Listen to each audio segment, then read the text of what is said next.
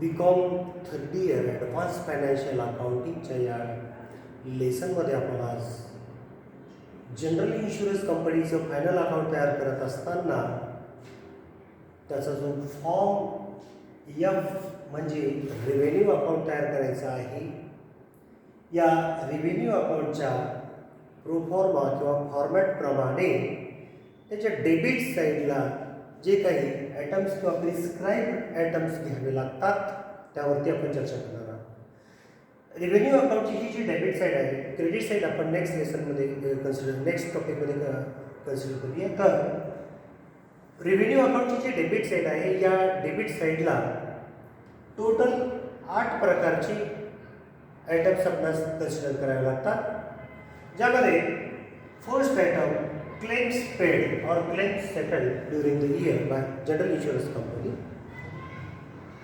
दूसरा आइटम जो आपल्याला घ्यायचा आहे commission on direct business on री इन्शुरन्स ॲक्सेप्टेड. त्यानंतर आपल्याला घ्यायचे आहे expenses of management. General insurance कंपनीने जे काही मॅनेजमेंट एक्सपेन्सेस केलेले आहे ते या ठिकाणी घ्यायचे असतात. 4 नंबरला bad debts incurred bad debts if any. त्यानंतर number 5 taxes on profit or any incomes paid by general insurance company.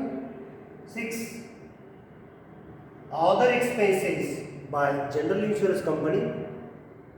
7 profit transfer to profit and loss account. या ठिकाणी रेव्हेन्यू अकाउंटला जो प्रॉफिट येणार आहे तो प्रॉफिट जनरल प्रॉफिट लॉस अकाउंटला transfer करायचा आहे. आणि शेवटी आपल्याला इथं 8 नंबरला क्लोजिंग बॅलन्स ऑफ अकाउंट, ज्यामध्ये रिझर्व फॉर अनएक्सपायर्ड रिस्कचं क्लोजिंग बॅलन्स घ्यायचं आहे.